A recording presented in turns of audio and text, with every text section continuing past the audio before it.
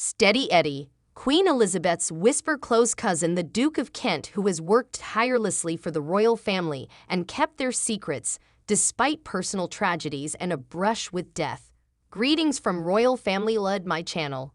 The Duke of Kent was always guaranteed an invitation at the coronation of King Charles and Queen Camilla, or that he would be awarded a notable spot in Westminster Abbey on the second row. The Duke was nonetheless among the family members asked to stand on the Buckingham Palace balcony, despite the fact that the number was far lower than in prior years, because he has been one of the most devoted and diligent royal servants. In reference to the Queen and his sense of duty, he once said, "I always felt I wanted to support her. That is unquestionably the most crucial aspect of existence." In addition, he has avoided controversy more than his younger brother Prince Michael of Kent, striving to uphold the affectionate moniker Steady Eddie instead.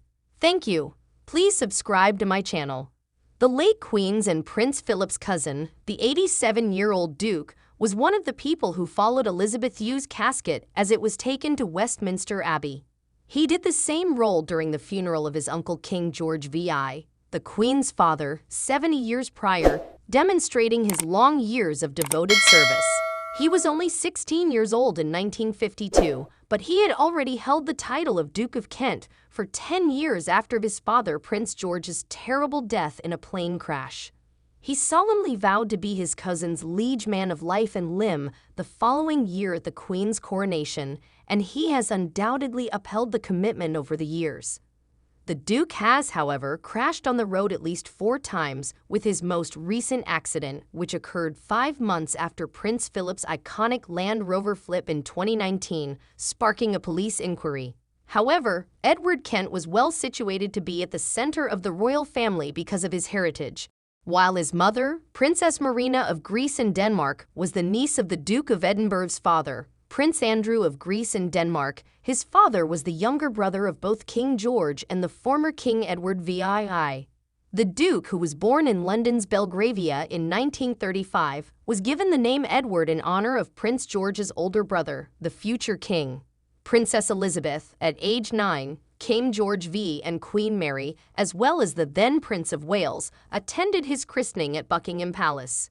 His sister, Princess Alexandra, was born on Christmas Day the following year. The birth of Prince Michael came 6 years after her arrival. Less than 2 months after the birth of their youngest son, their father Prince George tragically and somewhat mysteriously passed away while flying for the wartime RAF.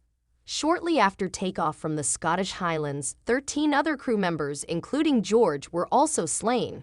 They were traveling to Iceland on a Sunderland flying boat. The reasons of the incident are unclear, but it completely rocked the family. 6-year-old Edward was propelled into the spotlight when he received his father's title. The Duke, who had his education at Eton before moving to Switzerland, made his first international trip to Singapore in 1951 at the age of barely 16.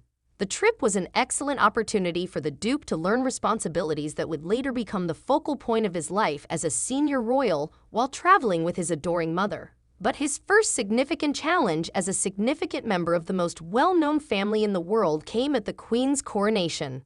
The Duke described in his autobiography, A Royal Life, which was published last year, how after learning he would play a significant part in the event, he worried about forgetting his lines. The Duke was informed that he would be one of 3 royal dukes who would do tribute to the Queen, sitting conspicuously alongside Prince Philip and his uncle Prince Henry. "I was most concerned that I would forget my lines. I had learned them by heart because I had been told I had to remember them," he said. Thankfully, the Bishop of Durham held out a card with the words the Duke would need when his big moment eventually arrived. "It was somewhat intimidating," he admitted, adding that the entire service was quite lengthy and obviously extremely impressive.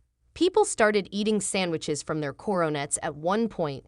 When the Duke enrolled at the Royal Military Academy at Sandhurst in 1953, his military career officially got underway. It was the beginning of a 21-year military career during which the Duke distinguished himself by serving in conflict areas including Northern Ireland and Cyprus.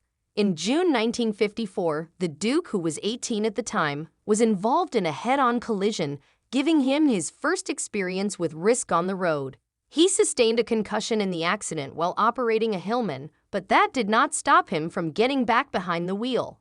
3 months later, the Duke suffered a scratch above his right eye when his new car collided with a downed tree. But the Duke's actual dance with death occurred in July 1955. Near Sandhurst, the 2.5-liter Sunbeam convertible driven by the then 19-year-old collided with a tree and fell into a ditch. Prince Edward had to crawl from the twisted wreckage while his head was bleeding and injured.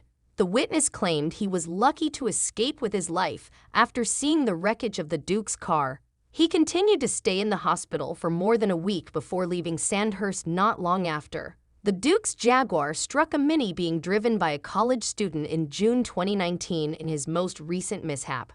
Later, the young woman detailed her terrifying ordeal, in which the Duke allegedly pulled out in front of her car, causing her to slam on the brakes and then collide with the center reserve. Later in the 1950s, the Duke met the woman who would become his wife while he was stationed at the Yorkshire base of his regiment, the Royal Scots Greys. It was said at the time that his relationship with Catherine Worsley, a Yorkshire landowner's daughter, was straight out of Wuthering Heights of Jane Eyre. More than a decade before the much more famous Prince Charles and Princess Diana had even met, the couple was the newest hot property of the House of Windsor by the time of their wedding day in 1961.